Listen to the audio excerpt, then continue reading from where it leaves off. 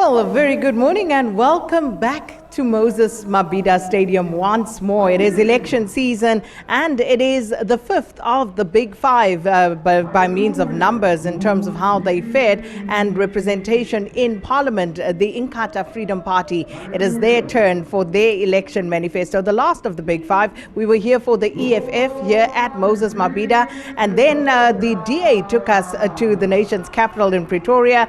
We came back to Moses Mabhida for the ANC, went back to the capital for the Freedom Front Plus, and now it's back to Moses Mabhida. And I'm joined, as I have been throughout the session, by Mbeje and Dr. Ronesh, Dhawraj, who are, of course, the SABC's political head and research heads, independent, respectively. So, gentlemen, good to have you with us once more. And yeah, election season, the filling up of the stadium is what we're going to be keeping our eyes on, but it's the turn of Inkatha.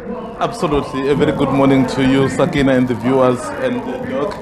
Indeed, and we were just looking at the stadium because they forced us to come to Moses Mabhida, so we can't run away from stadiumology because somehow we will compare what's happening. But of course, it's the content of the speech that's going to be determining exactly where this party is going. So we are going to hear SABC speak here.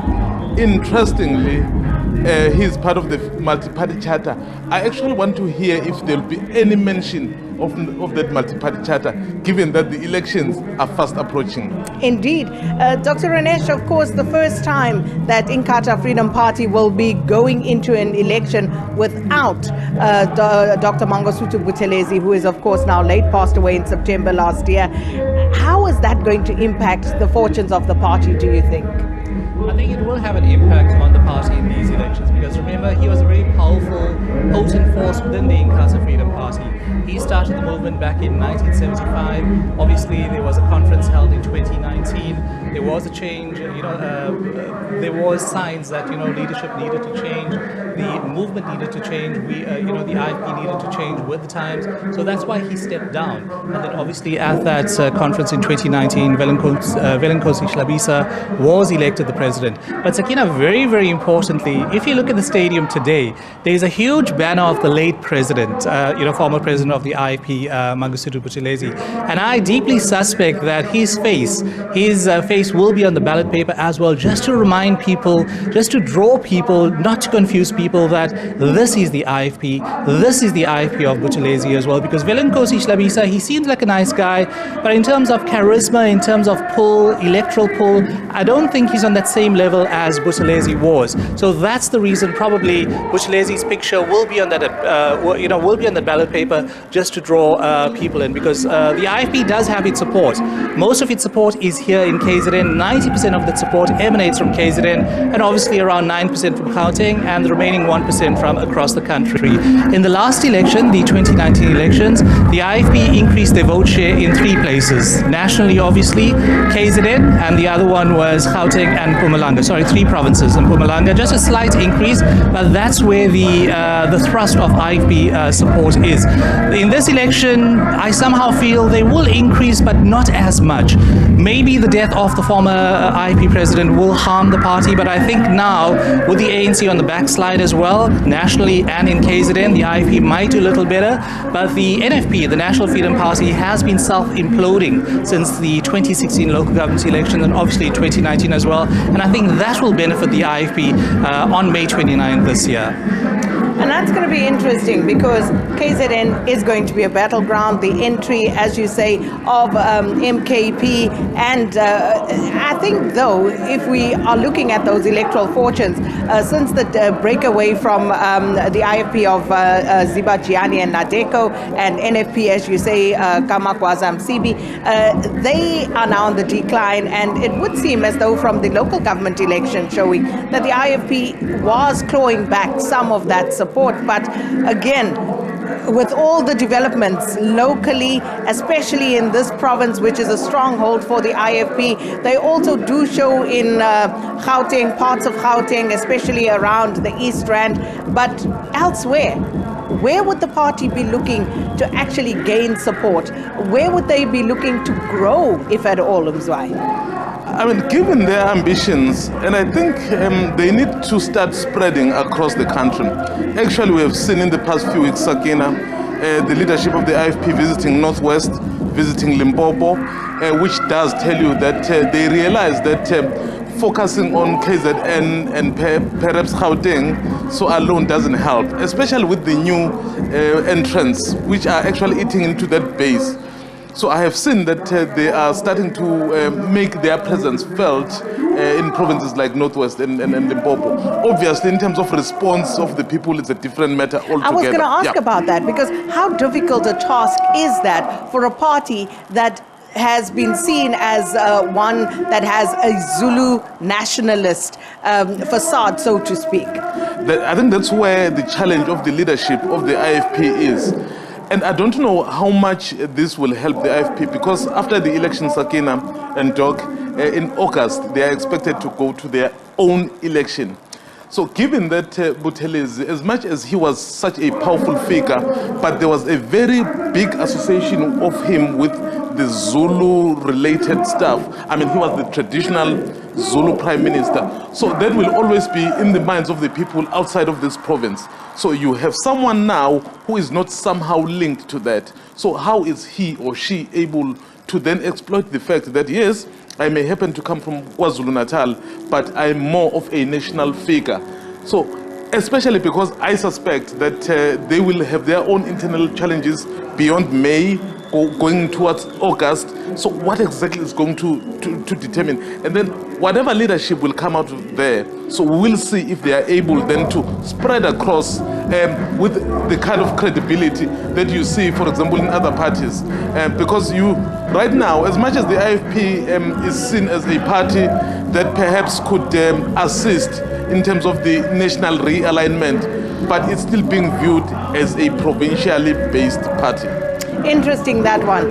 We have, of course, reporters fanned out across the stadium here and the precinct. So we're going to cross now to Natasha Phiri to find out where she's at and, of course, who she's with. And then we'll come back and continue the conversation here at the makeshift studio here at Moses Mabhida with Dr. Ronesh, Dhawraj and Mzwandile. Natasha, it's over to you. Thank you so much, Sakina. I'm at the heart of the stadium, actually, by the pitch. Unfortunately, it's quite loud because the program has started. And of course, there's entertainment there on the stage. But let's just look at the performance of the IFP outside the province of KZN. We know that in the last elections, they got over 30,000 or 38,000 of the share of votes in a province like Gauteng. And we know that Gauteng actually has 6 million registered voters, and the hope for the party is that they actually increase their votes in Gauteng. But joining me right now, I'm joined by the Gauteng Chairperson of the IFP, Mr. Bonginkosi Dhlamini. Thank you so much for joining us on SABC News. Mr. Dhlamini, in the last elections, the IFP got over 38,000 of the share of votes in the province of Gauteng. What is your expectation this time around? Oh, well, as the IFP in Gauteng, we are growing as a party. You know that in the 2021 local government elections, we snatched 2 wards away from the ruling party, and we increased our numbers, and we have even representation in Tshwane and the West Rand. Therefore, the IFP is on a very growing strategy in Gauteng. This time, we are hoping to go back what we had in 1994. And what is your strategy? How do you hope to actually woo voters to actually vote for the IFP in a province like Gauteng? Well, when you look at the statistics of our branches, the majority of our branches are in the townships and suburbs. We are no more a hostel-based political party. I, for one, am born, bred and battered in Soweto. Therefore, the IFP is the party for everyone. And it's important that we say to South Africans, the stronger the IFP, the better for their stability and growth in Gauteng. In 2019, when we had the government of local unit in Johannesburg, where the IFP was part of it, there was stability, there was service delivery, and it was clean governance. Therefore, the stronger the IFP in Gauteng and other provinces, the better for the South Africans themselves. And let's talk about the numbers. What numbers are we looking at? What are your targets for Gauteng? No, our target, as I said to you, is to go back what we had in 1994. Outside of the multi-party charter and the political parties that are there, which other parties do you seek to talk to after the elections, especially in a province like Gauteng? No. There is no. The multi-charter is a discussion of like-minded parties to say what are the possibilities of reducing the ANC to 50%. But here we are going to elections as individual parties, and as the IFP has not closed the door, we respect the voters to say what they will say. And as Gauteng, we've been even given that license to say, Gauteng, you are unique, you must look at what works for the people of Gauteng. Therefore, who will work with after the elections will be determined by the voters. And let's just look at your manifesto. I mean, what commitments do you have for the people of Gauteng? We know that, we've got challenges of water in Gauteng. Load shedding is a problem. Crime is a problem. What can the IFP do for the people of Gauteng? Let me not bust the bubble of the president and tell you what is going to happen, but I can assure Gautengers that listen to the president today and also listen to me on the 24th of March when we unleash our provincial manifesto. But today, the president will be speaking to those issues that are really worrying our people. Mr. Dhlamini, thank you so much. I understand that my colleague Simphiwe Makhanya is actually joined by IFP supporters. Simphiwe, over to you. Thank you very much there to my colleague Natasha Phiri, who has been, engaging with some of the party members as well as leaders of the IFP on the ground. We are here at the stands of the Moses Mabhida Stadium, and I'm now going to ask Umama Ushabangu to engage with us. Ma, thank you very much for joining us. Asibonge kakhulu ngesikhathi sakho. Sike sakhuluma ngaphambilini wangichazela ukuthi uqhamuka kuphi nokuthi uzokwenzani la. Ngicela ukungiphindela ungichazele ukuthi wena njengomuntu osupporta iqembu leInkatha Freedom Party yini ozoyenza la, yini oyilindele ukuzwa kumholi wenu mayisekhuluma.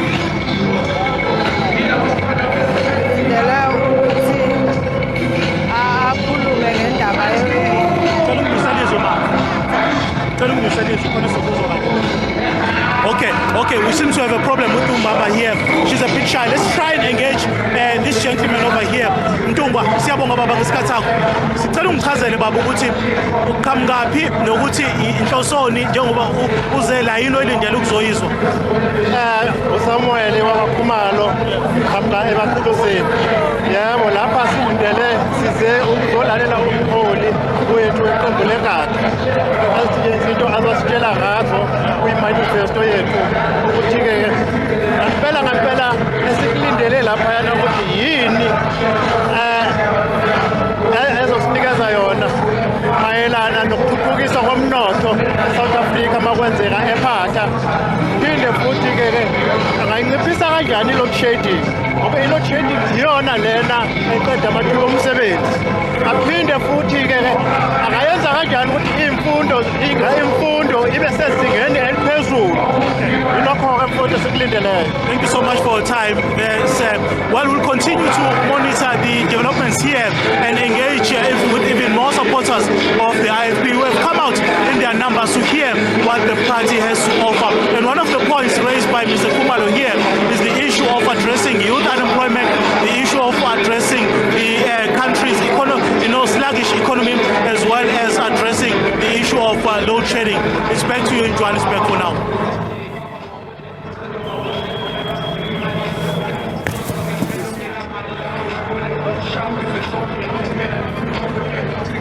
Moses Mabhida Stadium, and of course Dr. Ronesh Dhawraj eagerly awaiting what the IFP will have to say and how this will differ, if at all, from the previous manifesto statement that was launched by the party. But just a quick look at what's happening outside the stadium precinct here, and this is of course just below where our studio is, and this is the arrival. We're trying to see who is actually arriving at the stadium at this point, and I must tell you, lots of security around all of the leaders of the IFP. I would imagine as we speak over these pictures, Dr. Ronesh and Mzwandile, this is something that of course goes hand in glove with the security situation around politicians in KwaZulu-Natal. This is the province, Dr. Ronesh, where we see a lot of political killings. No, Absolutely, Sakina. Yeah, it is a very volatile So province. it is Reverend Buthelezi who is arriving, and you can see there. So, as we said, a lot of security given the political killings around this part of the world. Yeah, absolutely, Sakina. So as I was saying, especially around election time, those political killings see an uptake. There is normally a huge spike.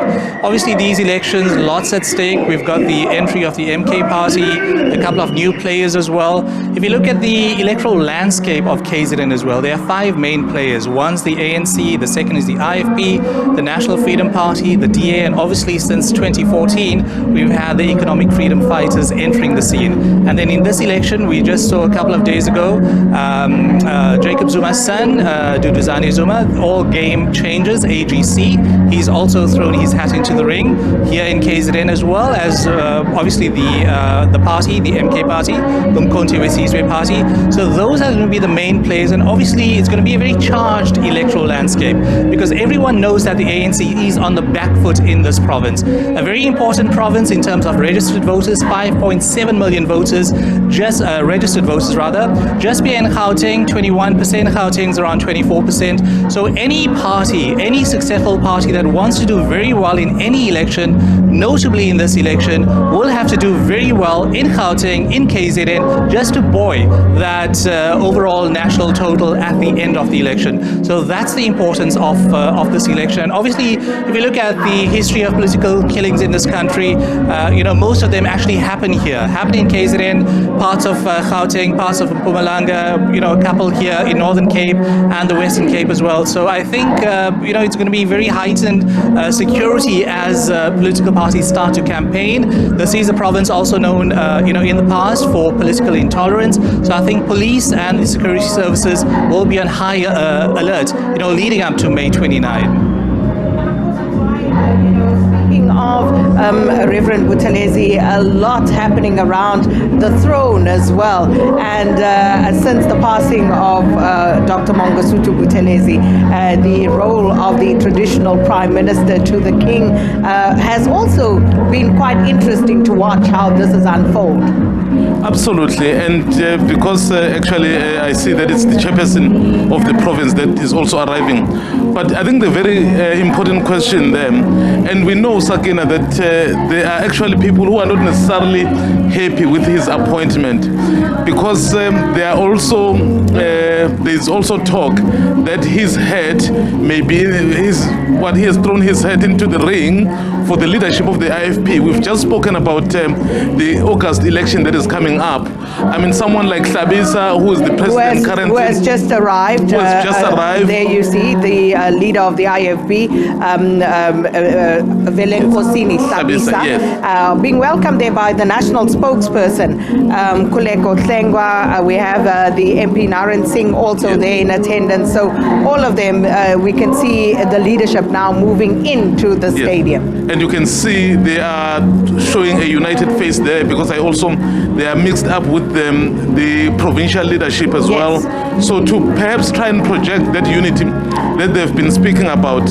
But to the point that we were speaking about in terms of the security, in this province, even the councillors in some municipalities have to be guarded, because you can't take a risk. Just imagine when it relates to the leaders. So the stakes get even higher. So it's something that I guess as a country politically perhaps we'll have to try and deal with and get the ordinary people to understand what is politics. Politics is not always about fighting, but it's about fighting with ideas, because when all is said and done, you want to improve the lives of people, not to destroy the lives of people, quite literal in this instance. Indeed. And of course, that's where we're going to leave it for now. We're going to hand you back to studio as we see the arrival of the leadership of the Inkatha Freedom Party here at the Moses Mabhida Stadium. And I can tell you that the supporters are also streaming in their numbers. It is filling up quite nicely. Some segments, the ones in the shade most notably, already filling up. And we'll see how this goes, because as Mzwai says, stadiumology has become part and parcel of the commentary, given the show of force that this presents. But for now, it's back to studio.